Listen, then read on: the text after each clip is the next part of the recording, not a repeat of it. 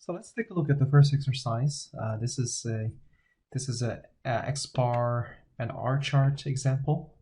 To construct a control chart, a seatbelt manufacturer took 10 samples measurement of 7 buckles, 7 buckle parts as follows. The data are collected as follows. Please construct an appropriate control charts. So all the data are attached, the attachment. So if you look at, if you open up this file, you will see data as below. So you need to get a range first. You need to get the sample average first, right? So if you recall, we need to know this, need to know this, need to know this. We also need to know the R bar, and then we need to calculate lower control limit for R, upper control limit for R, and we need to know R bar X bar, and lower control limit for X bar, upper control limit for X bar. So with that, let's take a look. So D3, you need to look out for the table, right? As I mentioned earlier, table need to go take a look at the appendix number B. So I circled when the sample size is 7, D3 and D4 look like this. So I'm going to put it down somewhere here first. So it's going to be 0 control chart. I'm holding a printed version of table in my hand. So D4 0.924, and then A3 is 1.182. Okay, with this ready. And then in order to calculate average of ranges, you need to do maximum of first sample minus the minimum of the first sample in the same range. Okay, for the average, you know what to do. Okay, with all that, you simply drag it. Okay, so for the R bar, it's going to be the average of ranges. For the X bar, oops, what did I do? Average of all ranges here. Okay, with X bar, it's going to be average of all the averages. So if you remember, average of all the averages is a good estimator for the true average, right? And here, it's nothing but multiplication of D3 with R bar, multiplication of D4 with R bar. All right, let's take a look. Yes, so this is the process variability measure, the control limit for the process variability. So we'd like to see that future processes coming within this range. Okay, for the lower control limit for X, it's going to be this guy minus A3 and multiply with R bar. This is going to be X bar plus A3 multiply by the, which one? R bar here. So all the future processes should have the quality dimension X that is within this range.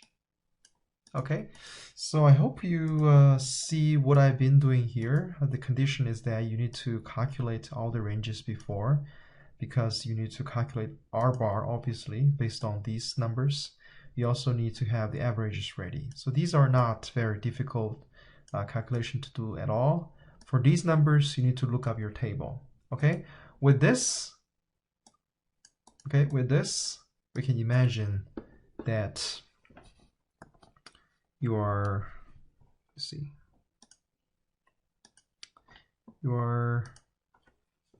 R bar will look like this. Okay? Say this is 0.28. Lower control limit is 0.021. Upper control limit is 0.5387 or something like this. Okay, you also see like this. This range doesn't have to be the same. Okay, there's no need for these two guys to be the same here. So, and then if you plot all these ranges, these are all within the range. We also like to see all future ranges will come between these range, not outside of the range. Once it is outside, that is a good sign that the process variation may have changed. Okay, that is the same with our X bar. Okay, I think it's not difficult to plot it. You can find a way to plot it in Excel, but I'd like to. I don't think I want to demonstrate it today. Okay, I may demonstrate it sometimes in the future, but today I just hope you can get this thing understood in terms of concept-wise. So I'd like to see all the future x will come in within the range. Okay, so that's what it is. So let's move on to the next example right here, which is the case of La Ventana Window Company. This is a case, this is a story with a twist. Again, you need to use the X bar and R chart to solve this problem. This is more real work like a scenario that let's take a look. Equipment replacement windows for residential building and remodeling of applications. As a trial project, the plant manager wants to evaluate the capability of critical cutting operation that he suspects might be the source of some recent quality problem. And here is their specifications, and see the data next slide. So here is the data, here's the trial data, which you will be needing to construct the control limits for X bar and R bar. And then based on the control bar, X bar and R charts we have constructed here, we're going to evaluate these 10 shifts to see if they are within the processes within control. Okay. Okay, so let's take a look. The data are in the second worksheet here. So as you can see, I've done it already to save some time. K is 30, N is 5, right? The calculation-wise is all the same because 5 is, the sample size is 5, therefore D3 in this case is 0, okay? And I constructed R bar. I also constructed X bar in here. So your textbook offers a template which you can use to visualize it. I earlier said I'd rather not show you how to visualize it, but for the purpose of this question, I just want to show you how to utilize the template to visualize it. This is not very easy to use template. I don't recommend you to use it at all, but to help you understand the problem, I guess I must have to use it. So you paste the data, and when you paste it to transpose, okay, so that the original data are actually can rotate it 90-degree counterclockwise so that they can fit in this space, okay, because the column-wise is one sample, the row-wise is the observation. So anyway, so you need to indicate here we have 30, you need to have 5 as the sample size. So with these information entered, all these, the information will be changing to something more useful, okay? And then you take a look at the R bar, right? You see that the observation 24 is actually out of control. Now you go to X bar, observation 9 is out of control, 21 is out of control, again 24 is out of control as well. So in this case, even though we are trying to set up using initial data, but observation like that can trigger your interest, right? You want to go back and take a look at data, see what happens. I said number 9 was kind of weird. Number 21 was weird. Number 24 was weird. So as you can see, the commonality here is Shane was in charge of all these shifts, all these problematic shifts. So you face a decision here what to do with these observations. Remember, you are actually constructing the initial control limits.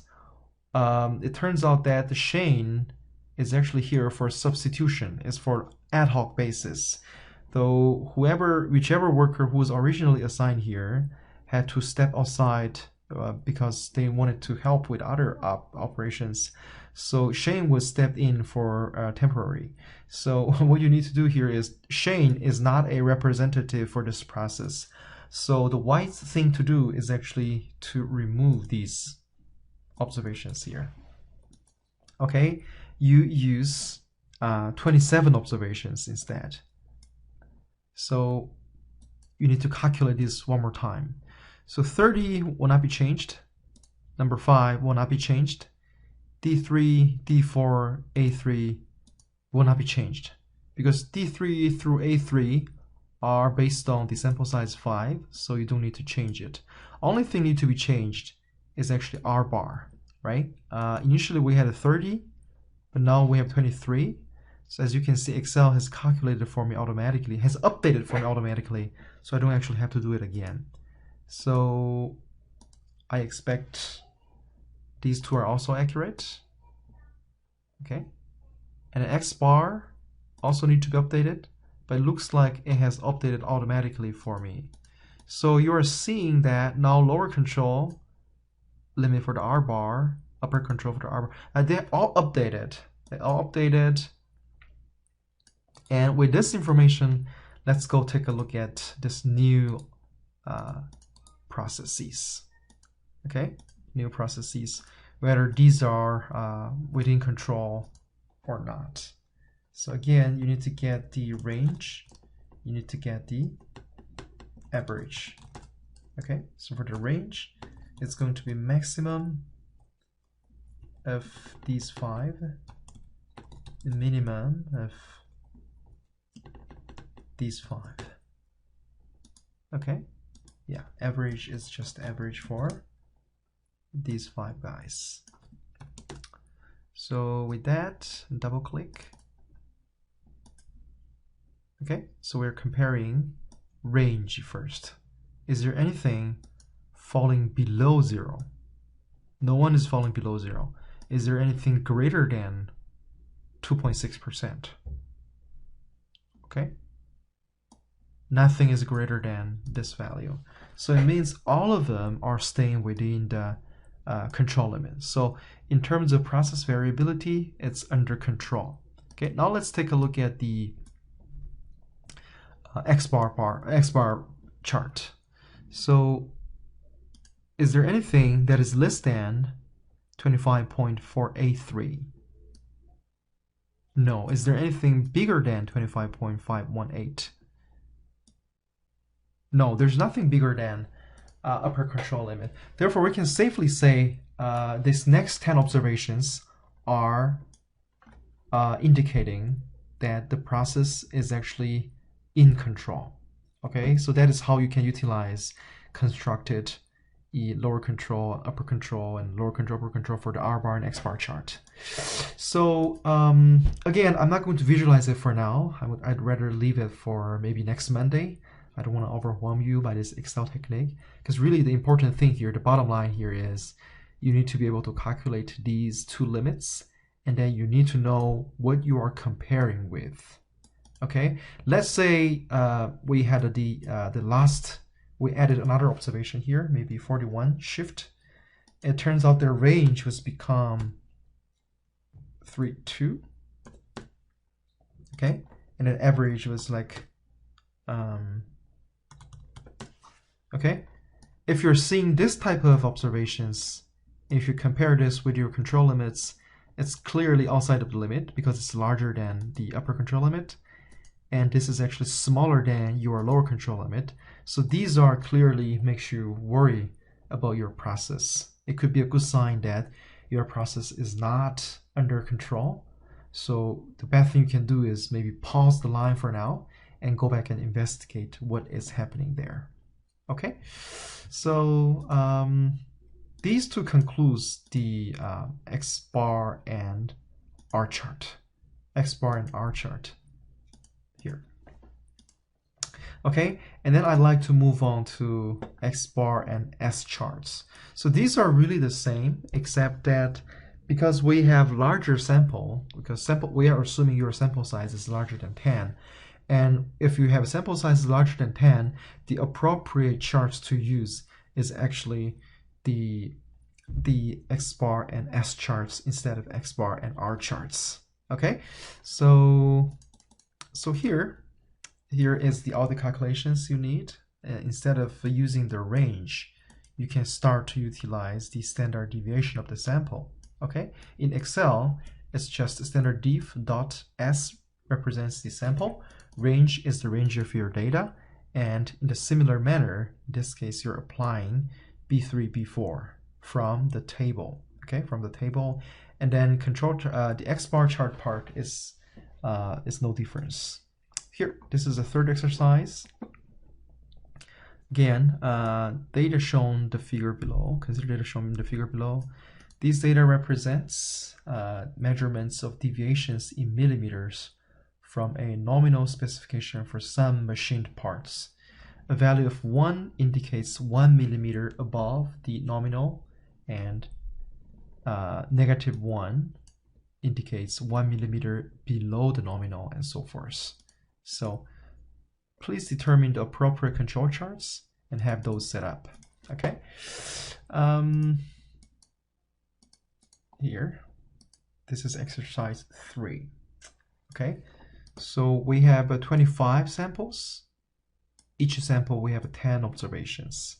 Okay, so what I can do here is standard deviation and the average.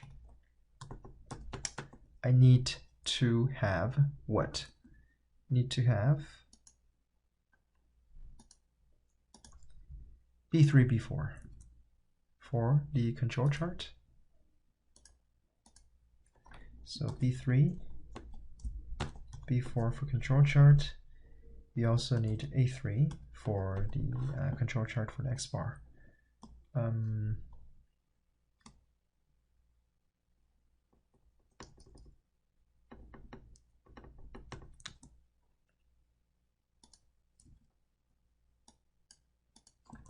You need the S bar, lower control limit for the S bar, upper control limit for the S bar, and then you need X bar, lower control limit for X, upper control limit for X.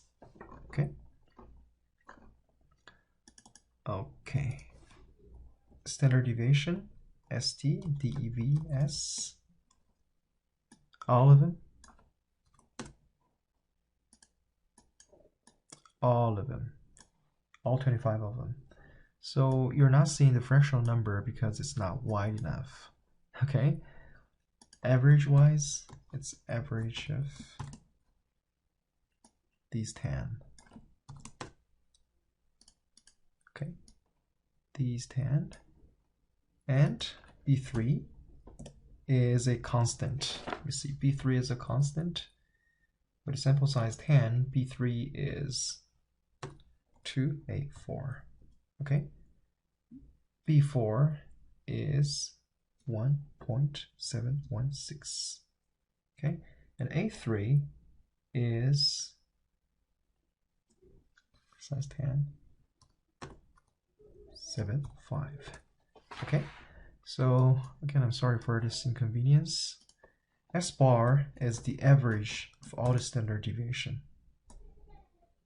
Okay, standard deviation of all the average of all the standard deviations. Sorry for I'm keep mumbling. I guess I'm a little anxious. Here is this multiply with B3, right? And then this guy is multiply with S bar. So this is your upper and lower control limit for the process variability. And again, this is average for all the averages. Okay. in general, this is less than the target. Okay, don't be surprised about the negative number, because we're the measurement you are seeing here is the deviations. Okay, and x bar minus, say, A3 multiply with S bar. Here, upper control limit is plus multiply with here S bar. Okay, here this is your control limit for the X bar. Okay, so with this ready, you can start to examine whether your process is in control or out of control. If you have 26 observations, you can bring it to see whether the process is under control. Okay, let's move on to the next